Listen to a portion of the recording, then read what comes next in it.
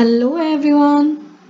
आज हम आपके लिए ग्रेड 8 का एक चैप्टर जिसका नाम है ध्वनि वो लेकर आए हैं, जिसे लिखा था सूर्यकांत त्रिपाठी निराला ने, जिसे हम निराला के नाम से भी जानते हैं। चैप्टर के नाम से ही पता चलता है ध्वनि। ध्वनि का अर्थ है आवाज। लोगों में ध्वनि के माध्यम से जागरूकता फैलाना, आवाज के माध्यम से, अपनी आवाज के माध्यम से, अपनी कविता के माध्यम से लोगों में जागरूकता फैलाना, उन्हें गतिशील बनाना, आगे बढ़ाना। इसमें कवि के आशावादी दृष्टिकोण को देखा जा सकता है। आशावादी दृष्टिकोण मतलब उम्मीद भरी नजरों से देखना। तो देखते हैं कि कवि ने इसमें क्या कहा है। इसमें कवि ने अपने कविता के माध्यम से, अपनी आवाज के माध्यम से पुष्प या फूल और कलियों के माध्यम से जो लोग हैं, जो युवा पीढ़ी है, उसको आगे बढ़ाने की कोशिश की है, उसमें जोश भरने की कोशिश की है, उत्साह भरने की कोशिश की है, ताकि वो अपने रचनात्मक कार्यों से आगे बढ़ सके और अपने जीवन को फूलों के समान सुगंधित बना सके, महका सके। तो देखते हैं क्या है इस चैप्टर में। अभी न होगा मेरा अंत, अभी अभी ही तो आया है मेरे वन में मृदुल वसंत। अभी न होगा मेरा अंत। कवि ये कहना चाह रहे हैं कि अभी अभी तो मैं आया हूं, अभी नहीं, अभी मेरा अंत नहीं होने वाला है, क्योंकि मेरे जीवन में, जीवन रूपी वन में अभी तो वसंत का आगमन हुआ है। वसंत ऋतु, जिसे हम ऋतुओं का राजा भी कहते हैं। इस ऋतु में सारी जो प्रकृति है वो बहुत ही सुंदर हो जाती है। पेड़ पौधे में पत्ते आ जाते हैं, फूल खिलते हैं, मौसम पूरा सुहावना हो जाता है। लोगों को भी इस मौसम में बहुत ही अच्छा लगता है, क्योंकि ये मौसम में न तो ज़्यादा ठंड होती है और न ज़्यादा गर्मी होती है।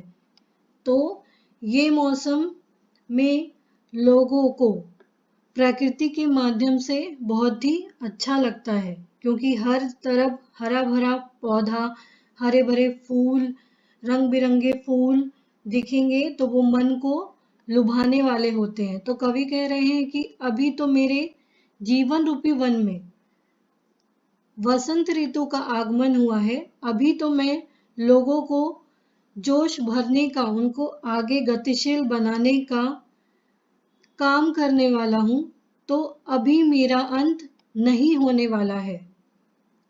हरे हरे ये पात, पात यानी पत्ते, डालियां कलियां कोमल गात, मैं ही अपना स्वप्न मृदुल कर फेरूंगा निद्रित कलियों पर जगा एक प्रत्युष मनोहर।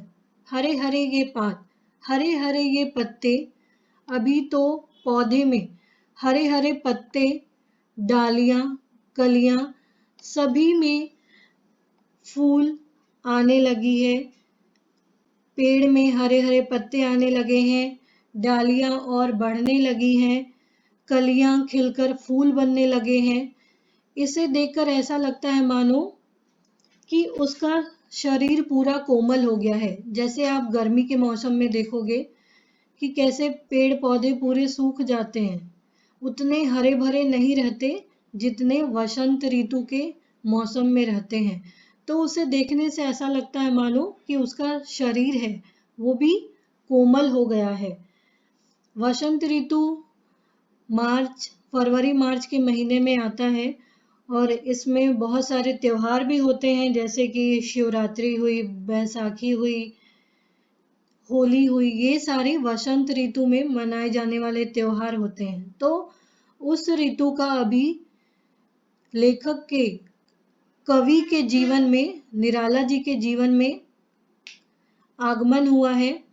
इसीलिए वो कह रहे हैं कि अभी तो मेरा अंत होने वाला नहीं है।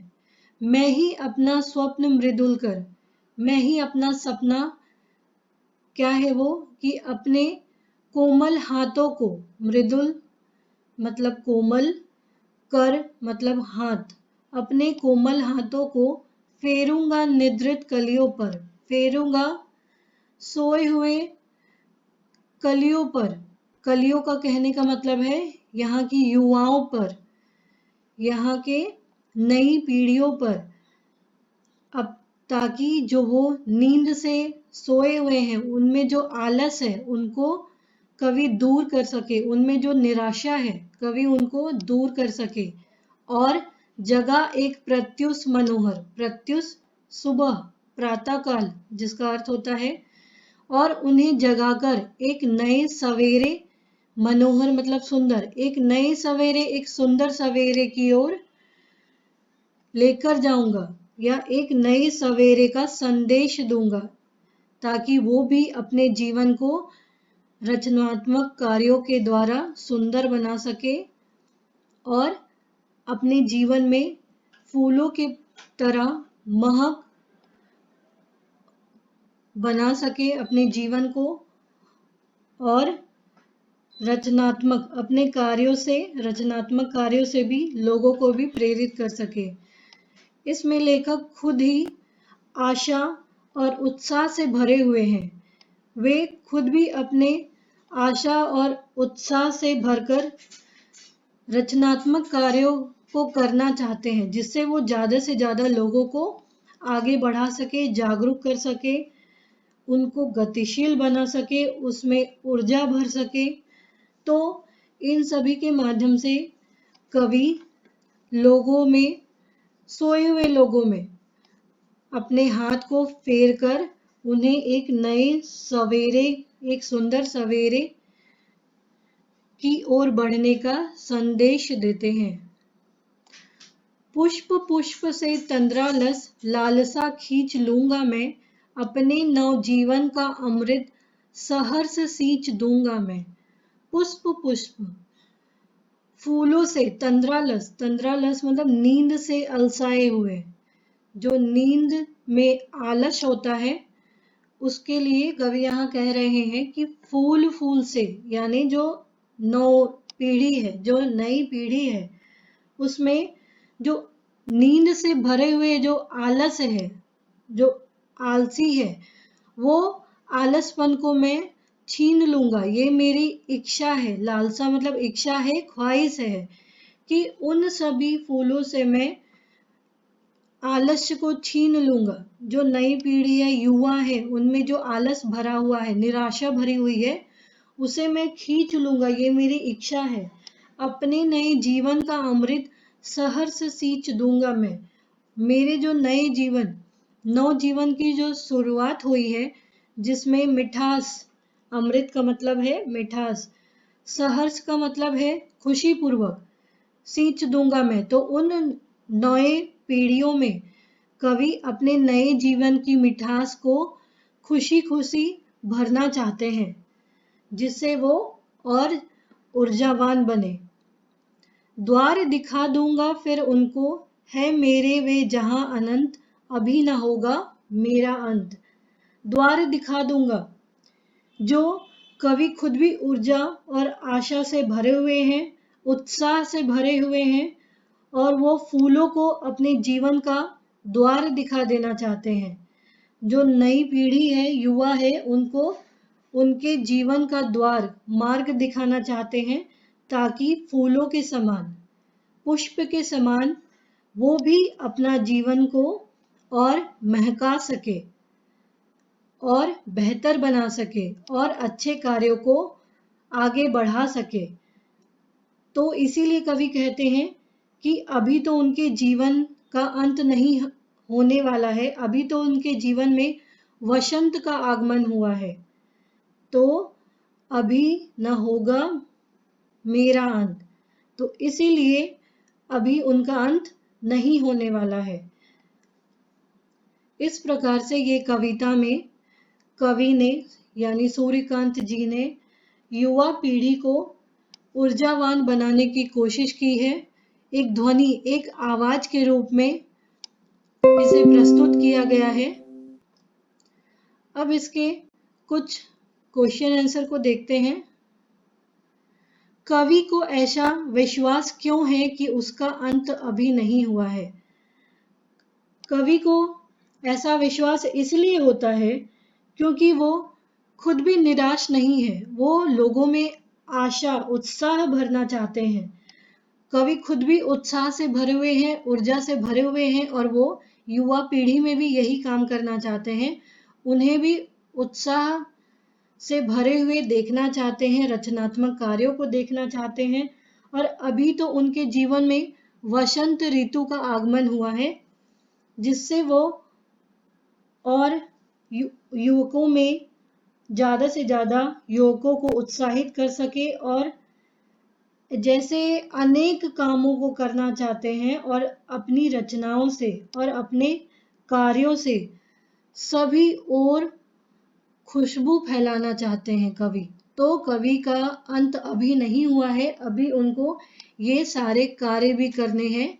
इसीलिए ऐसा कहा गया है या ऐसा कवि का विश्वास है कि उनका अंत अभी नहीं होगा। सेकंड है, फूलों को अनंत तक विकसित करने के लिए कवि कौन कौन सा प्रयास करता है? तो फूलों को अनंत तक विकसित करने के लिए कवि क्या करता है? कवि आलस्य को, जो युवाओं में जो आलस्य है उसको कवि छीन लेना चाहता है और वह उनमें क्या करना चाहता है? अनंत समय तक खिले रहने की, जोश से भरे रहने के लिए प्रेरित करना चाहता है। उनकी आंखों में जो तंद्रालस है, नींद से भरा हुआ जो आलस है, उसको दूर करना चाहता है और उनके जीवन को, युवाओं के जीवन को फूलों के समान महकाना चाहता है और अपने नए जीवन रूपी अमृत से खुशीपूर्वक उन्हें सींचना चाहता है।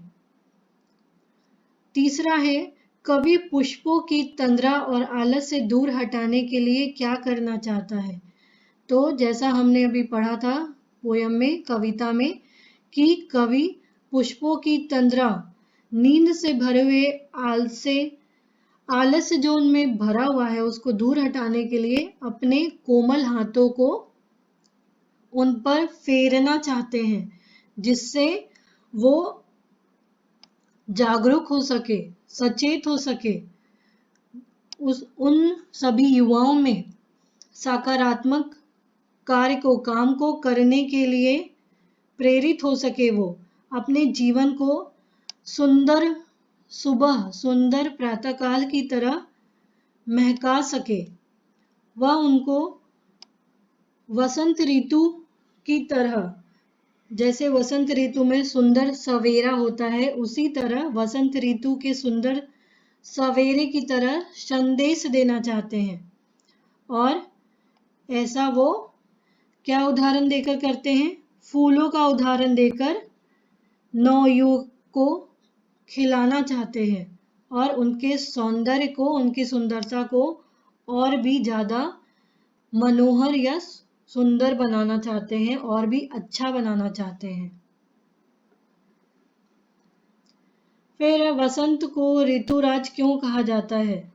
ये आपस में चर्चा करना है कि वसंत ऋतुओं का राजा होता है। इसमें या फरवरी मार्च में महीने में ये आता है जिसमें सारे कलियां फूल बन जाती है, चारों तरफ हरे हरे पौधे होते हैं, मौसम पूरा सुहावना हो जाता है, ना इसमें ज़्यादा गर्मी होती है ना ज़्यादा ठंड होती है। तो इन सभी चीज़ों के बारे में आपको, इसमें बहुत सारे त्योहार जैसे होली हुआ, बैसाखी हुआ, महाशिवरात्रि हुआ, ये सारे त्योहार इसमें मनाए जाते हैं। वसंत ऋतु में आने वाले त्योहारों के विषय में जैसे मैंने बताया, होली है, शिवरात्रि है, बैसाखी है, वसंत पंचमी है। तो इन सभी त्योहारों के बारे में आपको लिखना है या चर्चा करना है। ऋतु परिवर्तन का जीवन पर गहरा प्रभाव पड़ता है। इस कथन की पुष्टि आप किन किन बातों से करते हैं? ऋतु परिवर्तन जैसे गर्मी होती है, वर्षा ऋतु होती है, शीत ऋतु होती है, वसंत ऋतु होती है, तो इसमें अलग अलग प्रभाव पढ़ते ही पढ़ते एक ऋतु आता है तो दूसरा जाता है।